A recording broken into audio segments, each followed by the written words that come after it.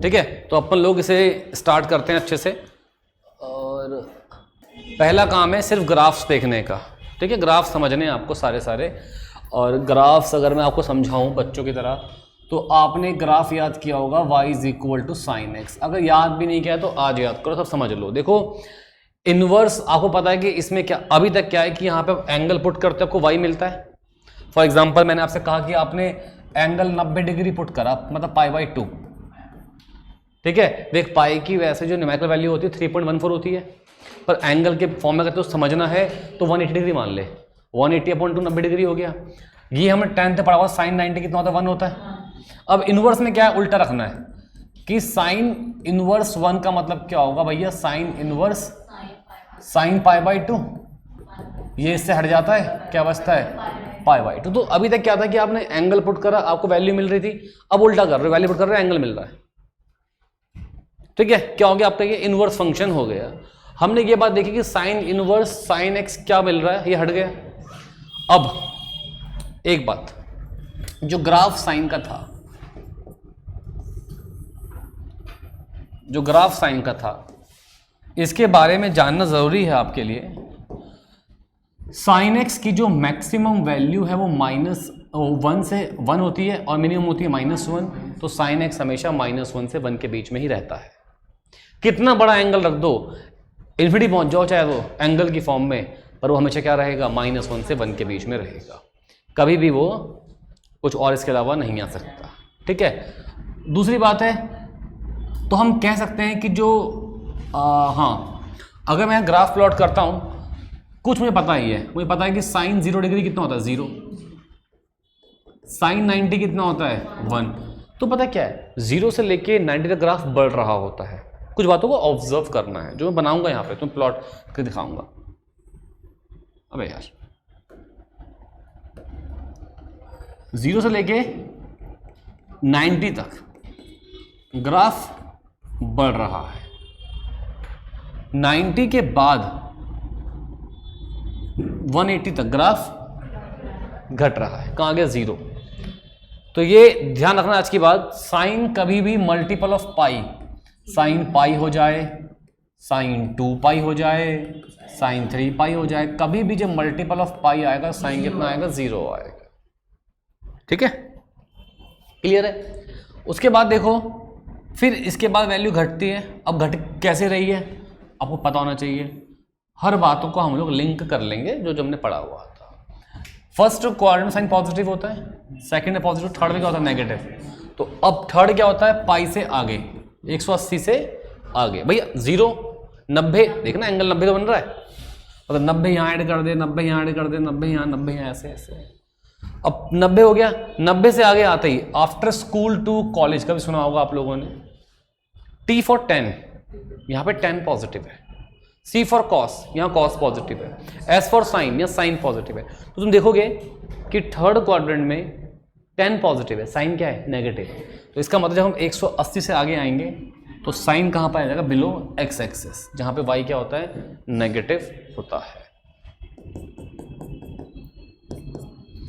फिर ये क्या आ गया आपका,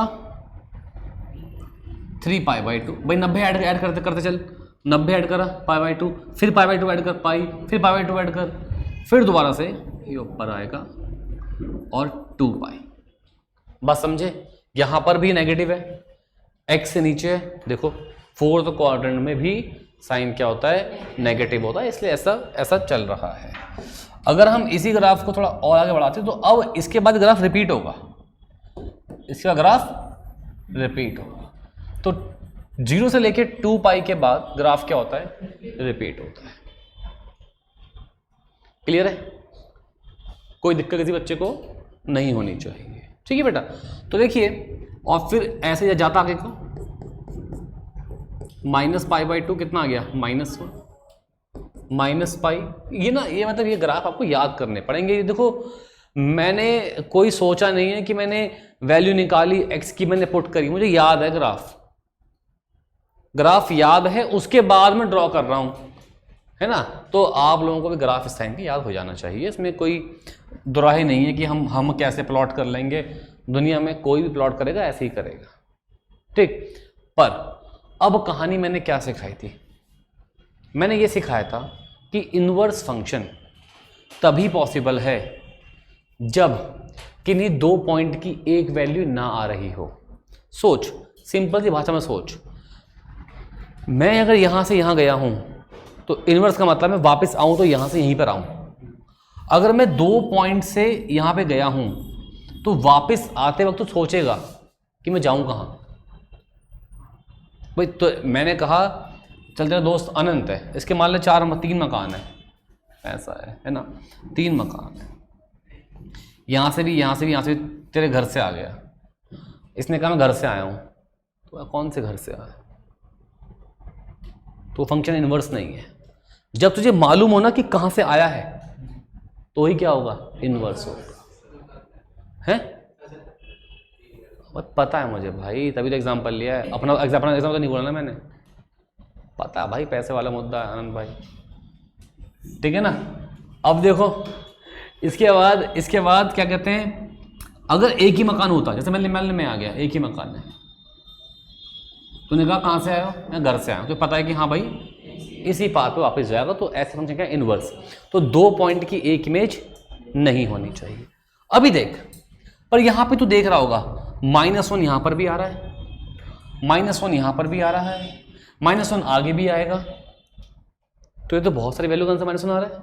ऐसे ही 1 भी बहुत का आंसर आ रहा है, यहां पे आ रहा है, यहां पे 1 आ जाएगा। बात समझ रहा है?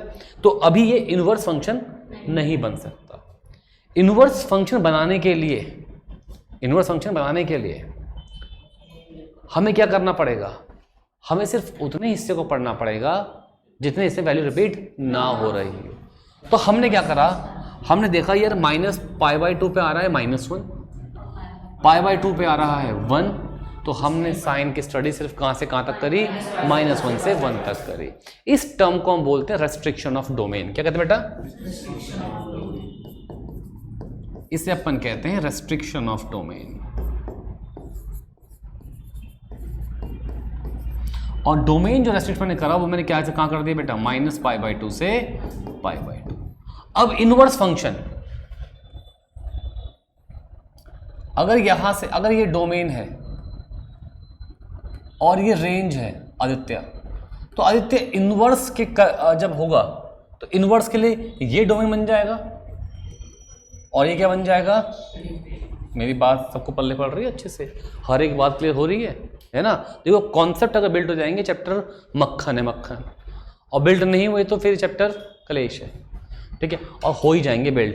बस जो बच्चा भी मुझे जेन्युइन बताएगा कि समझ में आ रहा है कि नहीं आ रहा है, वो सीख पक्का जाएगा। जो झूठ बोलेगा कि आ गया बस टालने की कोशिश करेगा, उसका कुछ नहीं कर सकते। तो जहां आपको लगे कि नहीं आ रहा है मुझे बोल देना, पक्का सीख जाओगे। तो अब मैं एक बात सीख गया कि यार इनवर्स फंक्शन बनाने के लिए मुझे बस -π/2 से π/2 की स्टडी करनी है। इट मीन्स कि मुझे सिर्फ इतने ही ग्राफ की स्टडी करनी है।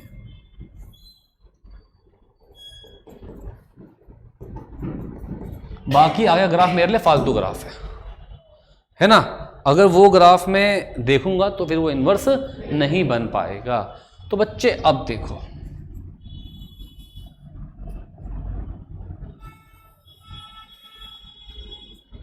x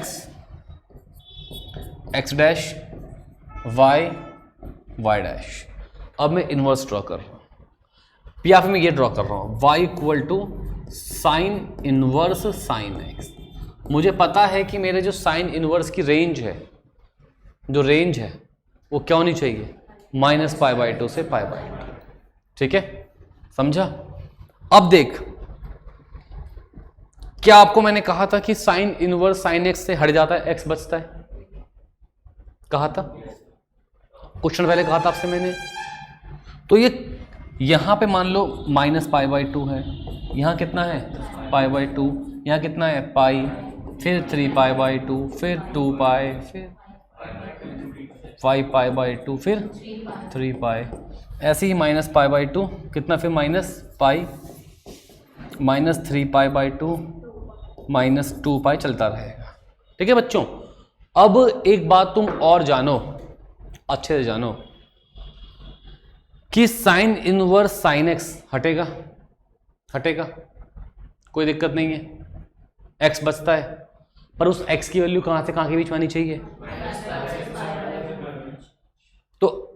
तो मैं फिर से कहा दूं, मैंने पर उसमें से कहा भी था, मैं फिर से बात बोल देता हूं। अगर मैंने साइन इनवर्स साइन 2π/3 लिख दिया तो भाई जी ये आंसर नहीं हो सकता, क्योंकि 2π/3 मतलब क्या हो गया? 2/3 0.6 मतलब अप्रॉक्स 0.6 पाई, वो तो 0.5 पाई से बाहर आ गया।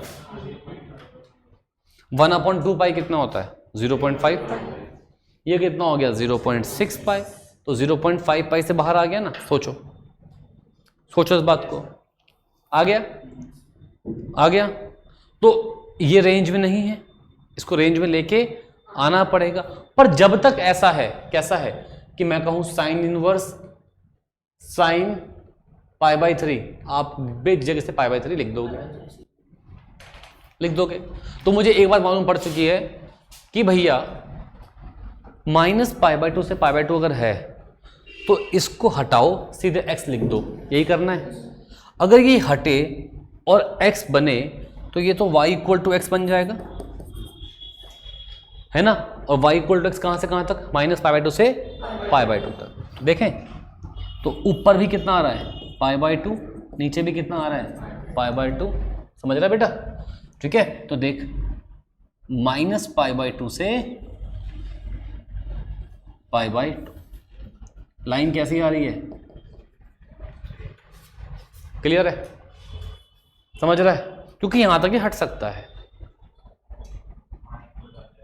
कोई दिक्कत नहीं। पक्का? अब कुछ बात को या सबको समझ आ रहा है? अब थोड़ा ध्यान देना है। ऐसे गए स्लोप पॉजिटिव था, अब ये इसके ऊपर जाएगा नहीं,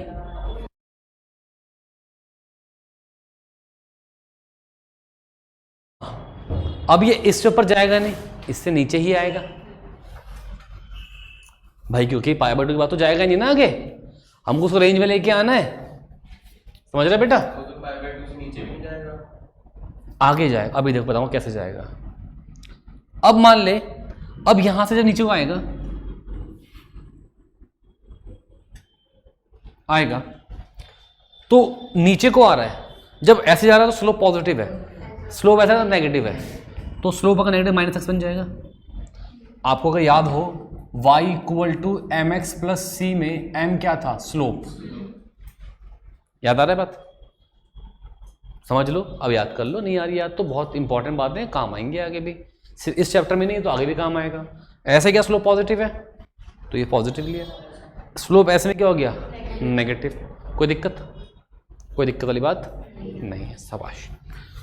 अब देखो बेटा, पर पंगे की बात यह है कि यहां पे कोई वैल्यू पाई बन सकती है, पाई है ना, मतलब ये x है ना, आप यहां पे x को पाई पुट कर सकते हो, पर पाई तो आंसर आएगा नहीं, वो तो रेंज से बाहर है, हमें रेंज में लेके आना है। बात समझ रहा है? पक्का बात समझ रहा है? तो अब मुझे बता, साइन 0 0 होता है, साइन पाई भी कितना होता है? 0 होता है। तो मैं अगर हर वैल्यू में पाई कम कर दूं तो रेंज में आ जाएगा। सोच, साइन पाई क्या होता है? साइन 0 क्या होता है? तो मैं इस पाई को लिखूं या मैं 0 को लिखूं, एक ही बात है।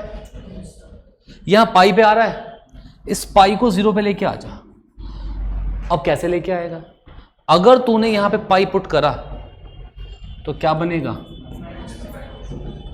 -π बनेगा। अगर तूने यहां पे पाई पुट कर तो क्या बनेगा? -π। इसमें अगर तू पाई ऐड कर दे तो 0 बन जाएगा ना। तो तुझे सिर्फ इससे लग जाएगा आइडिया कि π/2 से लेके 3π/2 तक ये ग्राफ कैसे बिहेव करेगा। y = -x + पाई का। ठीक है, इसको लिख, फिर मैं तुझे पूरा समझाता हूं। अभी मैं ऐसे बहुत से एग्जांपल हूं तो पल्ले पड़ जाएंगे अच्छे से, टेंशन ना ले। फिर ग्राफ कहां पर आ गया? मेन -π/2 पे आ गया। फिर से दोबारा कहां से जाएगा? इससे ऊपर जाएगा। कहां तक जाएगा? 5π/2 तक। देख स्लोप क्या है, यहां लिखिएगा x। अब ये 2π है, साइन 2 पाई भी 0 होता है भाई, साइन 2 पाई भी 0 होता है। तो तू मुझे बता, इस 2 पाई को अगर तूने यहां पे 2 पाई रखा, भाई x है ना, पुट करेगा x की जगह पे, क्या आएगा 2 पाई आएगा। अब तुझे इस 2 पाई को 0 लेके आना है, तो इसमें 2 पाई को माइनस मार देगा,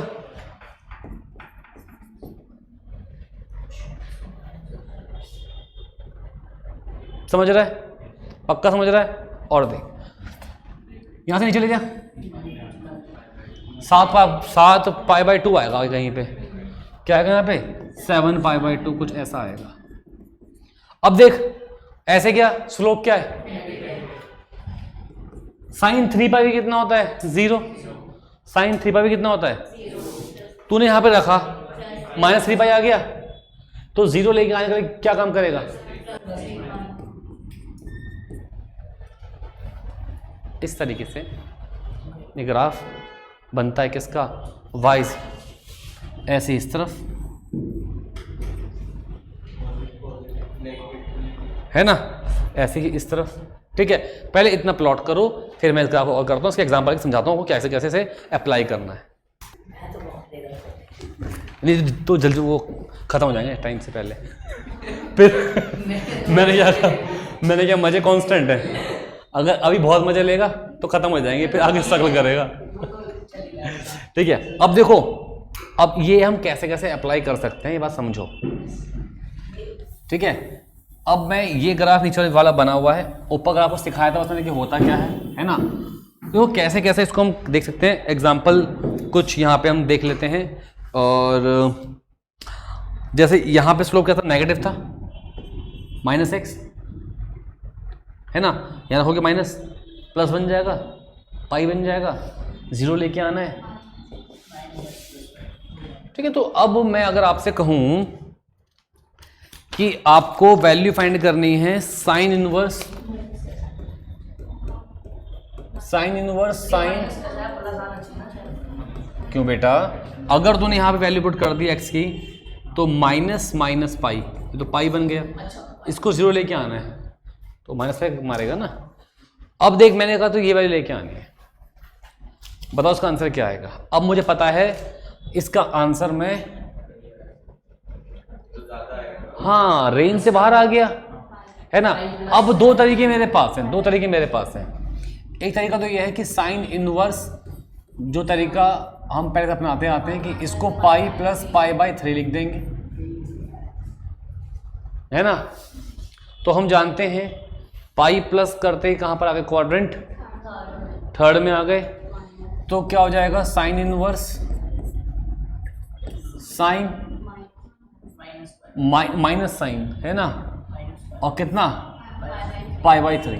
देखो अभी सिखाया ना आपको मैंने, 0 पाई बाई 2 पाई प्लस करा तो कहां पर आ गए, क्वाड्रेंट 3 में, और क्वाड्रेंट में साइन क्या होता है, नेगेटिव होता है, तो बाहर से माइनस लगा दिया, ये पाई की वजह से माइनस आ गया, इससे आ गया। अब एक फॉर्मूला और अभिषेक याद कर ले कि साइन इनवर्स माइनस एक्स को तो लिखिएगा माइनस साइन एक्स, क्या लिखेगा बेटा, ठीक है। तो ये माइनस बाहर आ गया, माइनस साइन इनवर्स, ये एक्स बन गया पूरा, ये एक्स था ना, साइन इनवर्स माइनस एक्स, तो बाहर आ गया माइनस साइन इनवर्स एक्स, इससे हट जाएगा तो रेंज में आ गया। अब ये था तरीका वैसे। अब मैं इससे देखता हूँ, ग्राफ से देखता हूँ। 4 पाई बाई 3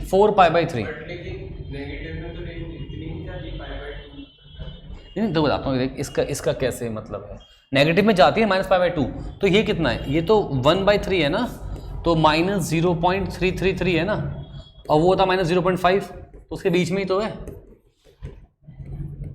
समझा, उसके बीच में ही है, तो उसके बीच में तो आंसर आ सकता है ना। ठीक है, अब देखिए इस ग्राफ से कैसे सॉल्व करेंगे।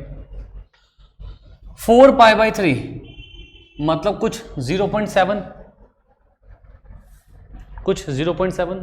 बात समझ रहे हो ना, 4 अपॉन, नहीं सॉरी, अबे यार क्या कह रहा हूं मैं, 4/3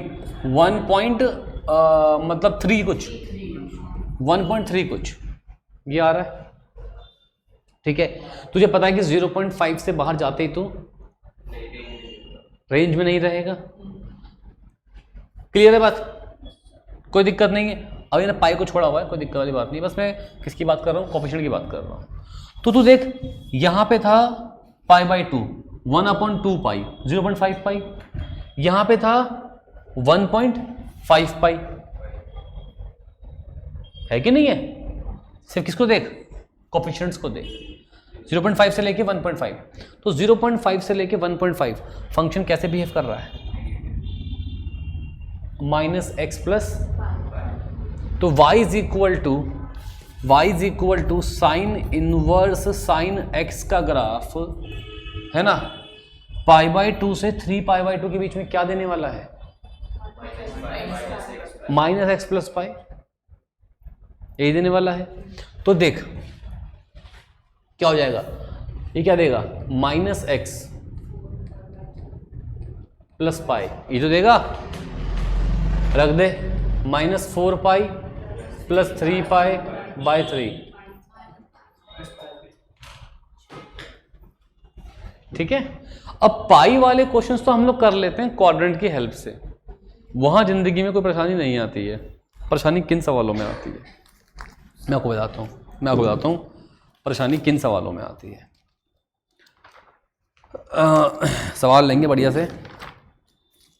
परेशानी इन सवालों में आती है, साइन इनवर्स साइन 10,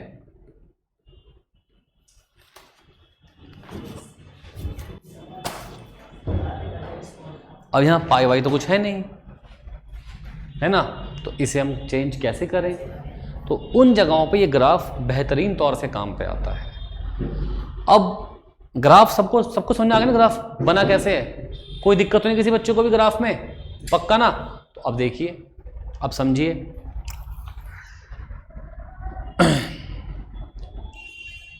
हाँ 10 है।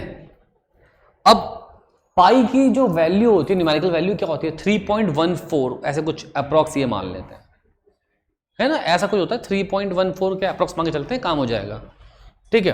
अब पाई है हमारा 3.14, ये आ रहा है 10, तो यार 3.14 को मैं अगर 3 से इंटू करता तो कुछ 9.28 आता। इट मीन्स कि ये जो वैल्यू है ये 3 पाई से आगे है, जो ये वैल्यू है 3 पाई से आगे है। अब ये वैल्यू 3 पाई से आगे है। अब मेरा ये ग्राफ कहां तक जा रहा था, 7/2 तक, वरना फिर मुझे इससे आगे देखना पड़ेगा, ठीक है, समझ गया। अब 7/2 3.5, 7/2 3.5, समझ रहे हो बात को ना। देखो कुछ बहुत कुछ नहीं टफ इसमें, ठीक है। 7/2 कितना है, 3.5। तो अगर मैं उस 3.5 को पाई से इंटू कर दूं तो देखो ये 10 से ऊपर गया कि नहीं गया, ये वो चेक कर लो, चेक कर लो। 3.5 इंटू 3.14 करो, चेक करो 10 से ऊपर गया कि नहीं गया। मुझे पता ही है 3.5 का ट्वाइस तो 7 हो गया, तो 3 गुना करने में क्या हो जाएगा, 10.5। बात समझ रहे हो ना। तो वो तो वैसे ही बाहर चला गया। तो इसका मतलब मेरा ग्राफ कहां से कहां की भी कहां आ रहा है, 3 पाई से इसके बीच में, है ना बेटा। अब 3 पाई से लेके 7 पाई तक ग्राफ कैसे बिहेव कर रहा था, -x प्लस 3 पाई। मेरा आंसर आएगा 3 पाई -10। अब ये रेंज में आ गया,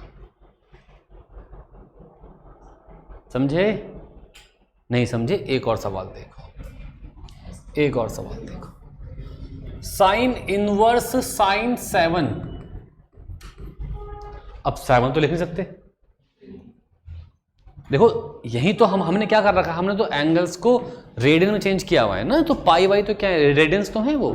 तो 3.14। अब मेरा जो आंसर था वो तो -π/2 से π/2 की रेंज में आना चाहिए था साइन वाले केस में। ये तो उससे देख के मालूम पड़ रहा है बाहर जा रहा है, ठीक है ना। अब रेंज में लेके आना है। अब देख 7 लिखा हुआ है, तो कुछ 3.14 इंटू 2 तो हो ही जाएगा। 2 पाई से आगे तो है ही, तो 2 पाई से तो आगे ही है। अब ये 2.5 पे चेक कर लो, ये 2.5 से आगे है कि 2.5 के पीछे है, समझ रही है ना। तो 2.5 इंटू 3.14 कर, ये तो ऐसे ही जाएगा। 2.5 के दुगना कर दो 5, और फिर ढाई ढाई इसमें ऐड कर दो, 7.5। चेक करो ये इससे बाहर जा रहा है कि नहीं जा रहा है, ये 7 से बाहर, 7 से कम है, पक्का 7 से ज़्यादा है, कोई दिक्कत नहीं है, ठीक है 7 से ज़्यादा है। मेरी वैल्यू कहाँ से कहाँ के बीच में है, 2 पाई से 5 पाई बाई 2 के बीच में, ठीक है। तो मेरा आंसर क्या आना चाहिए, x माइनस 2 पाई, ये x है, 7 माइनस 2 पाई, ये मेरा आंसर आ गया। ग्राफ अगर ये नहीं पता है ना तो इन क्वेश्चन को करने में लंका लग जाएगी, ठीक है। मालूम पड़ा, बढ़िया सा यूज मालूम पड़ गया इसका, सब बच्चे एग्जाम्पल नोट कर रहे हैं। तो सब लोग बताएंगे मुझे इसके बाद कि ये तो मैंने कर दिया, अब सब बताएं मुझे कि साइन इनवर्स साइन 5 का आंसर क्या आ रहा है बताएं, और फिर हम कॉस पे बढ़ेंगे आगे। देखो क्रॉस चेक कर लो मैं क्या कहना चाह रहा हूं। 3/2 पाई है, तुम्हें इतना तो लगना चाहिए ना आइडिया, ये 3 से इंटू हो रहा है 1.5 का, तो कहता हूँ 4.5 हो गया, 4.5 समथिंग आएगा यहाँ पे। पाई की वैल्यू कितनी है 3.14, 1.5, ये 5 तो बनानी, तो 5 इससे आगे होगा, और जब 5 इससे आगे होगा तो वहाँ पे क्या दिख रहा है तुम्हें, x माइनस 2 पाई, तो कितना हो गया ये 5 माइनस 2 पाई, समझे। हाँ भैया, अब देखो नेक्स्ट चीज क्या है, अब नेक्स्ट चीज है ये कि सुनो, थोड़ा इसको और ऑब्जर्व कर लेते हैं। मैं एक बात तो देख सकता हूं कि y is equal to sine inverse sine x का ग्राफ, पहला पॉइंट है कि ऑलवेज कॉन्टिन्यूअस, हर पॉइंट पे ये क्या है कॉन्टिन्यूअस। क्या होता है, जो कहीं ब्रेक ना हो रहा हो, ये कहीं ब्रेक ही नहीं हो रहा है, हर जगह पे क्या है ये कॉन्टिन्यूअस, ठीक है बेटा। तूने क्लास मिस कर दी ना कॉन्टिन्यूअस वाली, कोई बात नहीं, रिकॉर्डिंग करी थी उसकी मैंने।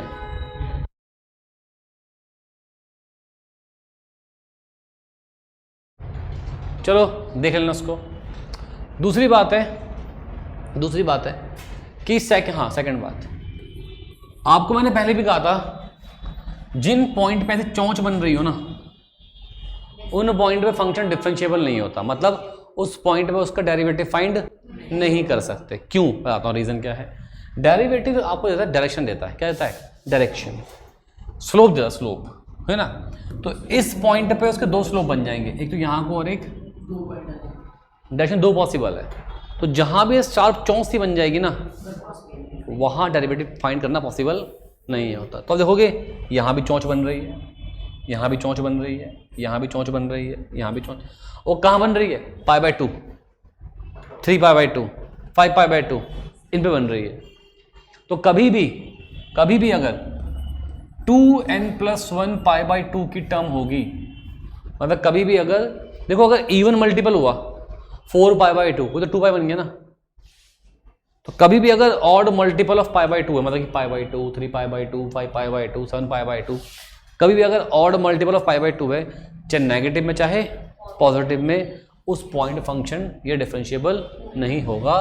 तो y इज नॉट डिफरेंशिएबल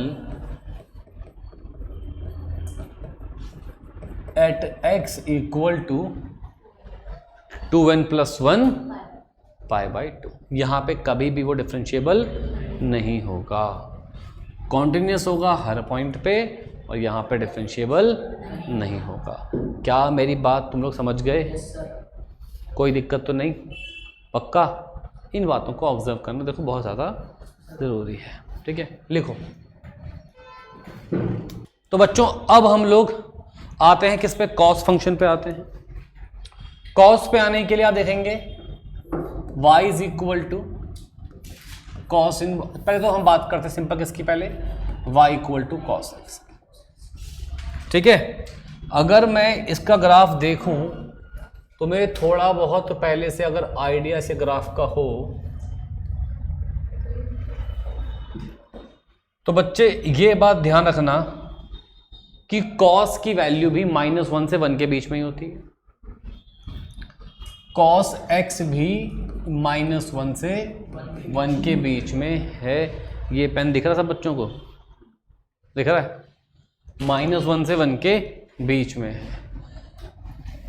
ये हमने सीखा था क्लास 10th में ही, चलो इसे छोड़ दें, कि cos 0 कितना होता है पता है, है ना?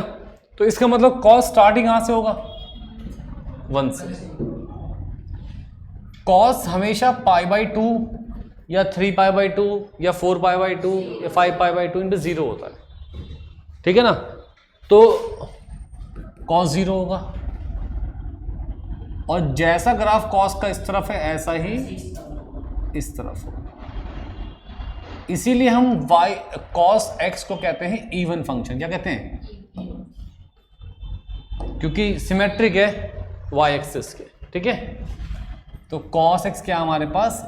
इवन फंक्शन, कि जो वैल्यू राइट के लिए आ रही है, पॉजिटिव x के लिए आ रही है, वही वैल्यू किसके लिए आ रही है? नेगेटिव x के लिए आ रही है, ठीक है?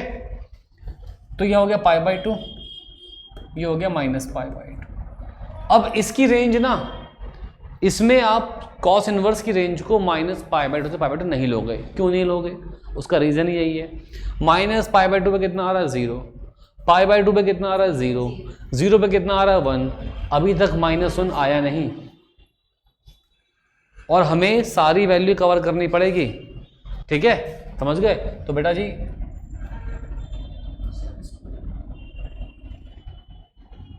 चलता रहेगा।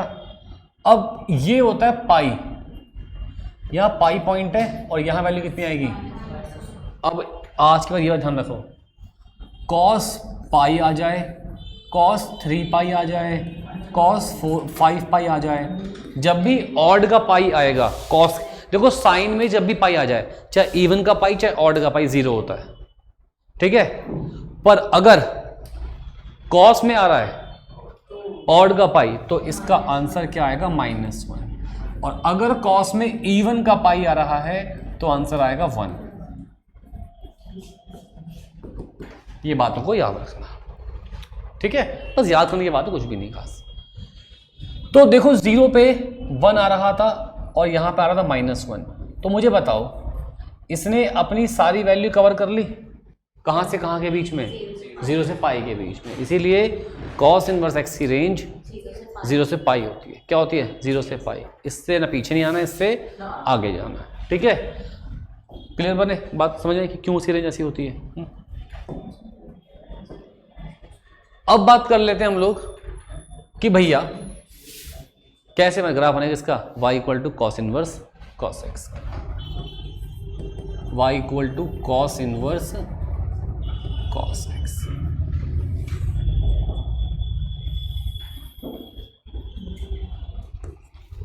अब मैंने आपसे ये कहा कि जो cos की रेंज है, जो cos की रेंज है वो 0 से cos इनवर्स की जो रेंज है वो क्या 0 से पाई है? तो अभिषेक और आदित्य मुझे बताओ बेटा, क्या मुझे ये बात समझ में आती है कि 0 से लेके पाई तक, 0 से लेके पाई तक y = x बनेगा? पिछली रेंज क्या थी? -π/2 से π/2। तो वहां मैंने क्या कहा? इसके बीच में y = x बन जाएगा। ऐसे यहाँ कितना बन जाएगा बेटा? y = x। ये कितना है? पाई। ये भी ऊपर पाई आ गया क्योंकि, और ये -पाई। फिर यहाँ पे कुछ 2 पाई, कुछ 3 पाई, कुछ 4 पाई, 5 पाई, -पाई, -2 पाई। ठीक है भाई जी, समझ रहे हो? अच्छा, अब इससे आगे ग्राफ नीचे को आएगा, ग्राफ इससे आगे नीचे को आएगा। यहाँ पे तो कितना है? यहाँ पे कितना है? यहाँ पे y = x है, यहाँ पे y = x है। अब ग्राफ नीचे को आएगा। अब मुझे बताओ एक बात, cos 0 कितना होता है? 1। cos 2 पाई भी कितना होता है? 1। अभी लिखा है। अब 2 पाई तो रेंज में है नहीं, बट 0 रेंज में था, तो मुझे इस 2 पाई को 0 पे लेके आना पड़ेगा। ऐसे आ रहे हैं तो नेगेटिव स्लोप होगा, ऐसे आ रहे हैं तो नेगेटिव स्लोप होगा। अब हमें क्या कर, यहां का मैंने 2 पाई पुट कर दिया, तो क्या मिलेगा -2π। इसको 0 पे लेके आना है।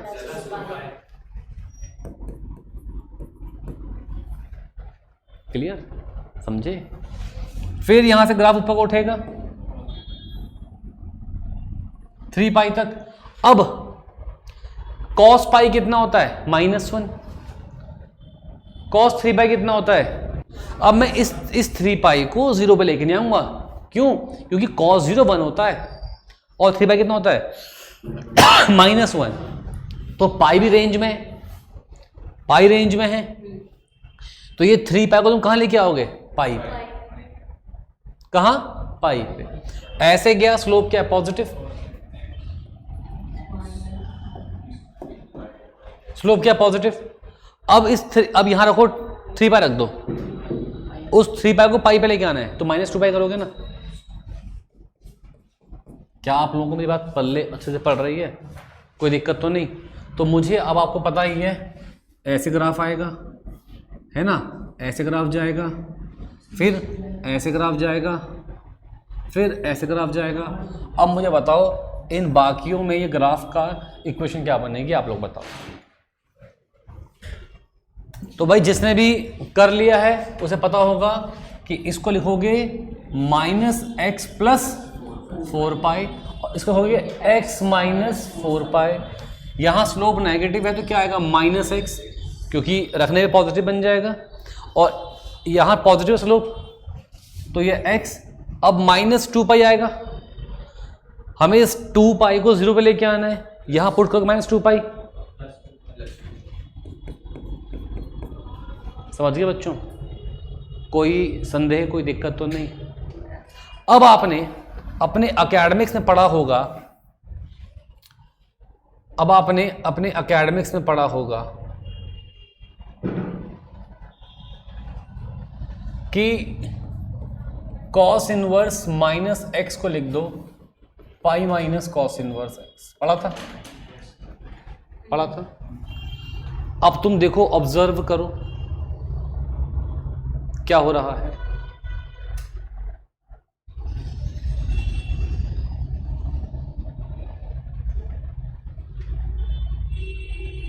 चेक करो,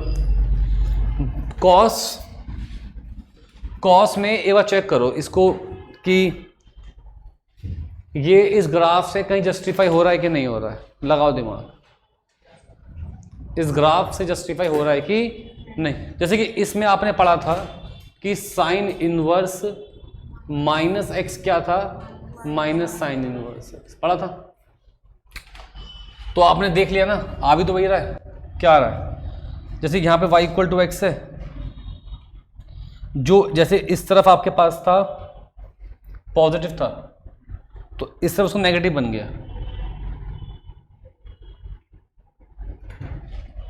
एक आध वैल्यू रख के देख लो, माइनस का 2 रख के देख लो और 2 रख के देख लो, ठीक है। यहाँ पे एक बार 2 रख के देख लो, मालूम पड़ जाएगा आपको, और एक बार -2 रख के देख लो। एक बार साइन इनवर्स 2 निकाल लो, एक बार साइन इनवर्स -2 निकाल लो, बात पल्ले पड़ जाएगी आपको, ठीक है। ऐसे ही इस ग्राफ से भी आप एक बार साइन इनवर्स कॉस इनवर्स 2 निकाल लो, एक बार कॉस इनवर्स -2 निकाल लो, आपको खुद ब खुद मालूम पड़ जाएगा कि ये रिलेशन क्यों दिया हुआ था एकेडमिक्स में, ठीक है बच्चों। सोचो एक बार, सोचो, सुनो। वैसे बताऊं तुम्हें कैसे, ये ग्राफ ना कॉस इनवर्स क्या है -x का है, और हमको बात करनी ये, और ये ग्राफ इसका है कॉस इनवर्स cos x का है, ठीक। पर आप लोग ना ऐसे देख सकते हो जैसे कि cos इनवर्स -1/2 है, ठीक है। अब मैंने वही कहा कि जो डोमेन है, जो उसकी रेंज है, वो कहाँ से कहाँ लेके आनी है, 0 से पाई। नेगेटिव में जाएगी नहीं रेंज, नेगेटिव में जाएगी ही नहीं, तो इसलिए मैं क्या काम करूँगा, इसको लिख दूंगा पाई से माइनस करके क्या, cos इनवर्स 1/2। आप ऐसे भी देख सकते हैं कि जैसे कि cos इनवर्स है ना, ये माइनस था, ये माइनस था, इसको लिख दो cos कितना बेटा 1/2 होता है 60 डिग्री पे, शायद π/3। cos की वैल्यू 1/2 होती है 60 डिग्री पे, ठीक है। तो अब मुझे एक बात पता है कि क्वाड्रेंट 2 में कॉस क्या होता है? नेगेटिव। क्वाड्रेंट 2 में कॉस क्या होता है? नेगेटिव। और क्वाड्रेंट 2 होता है पाई पे, तो पाई से माइनस करके ऊपर जाओगे तो cos inverse cos pi minus pi, ये हट जाएगा तो कितना आ गया? अब यहां देख ले क्या होगा, pi minus cos inverse again cos pi by 3, ये हट जाएगा तो क्या बचेगा? तो इसलिए याद कर ले कि भैया कॉस इनवर्स माइनस एक्स कितना होता है? Pi minus cos inverse x. ठीक, तो तुम मुझे बच्चों बताओ इसका आंसर कितना आएगा? कॉस इनवर्स कॉस 10 का सेकंड, ठीक है, और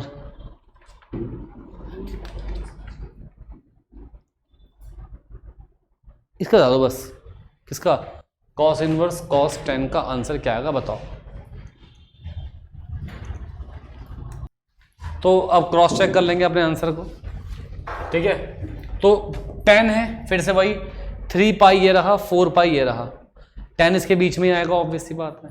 9 पॉइंट समथिंग के और 4 पॉइंट इसके सब बीच में आ गया, तो कितना है? माइनस एक्स प्लस 4 पाई, ये माइनस एक्स है, तो 4 पाई माइनस 10 क्या आ गया मेरा आंसर?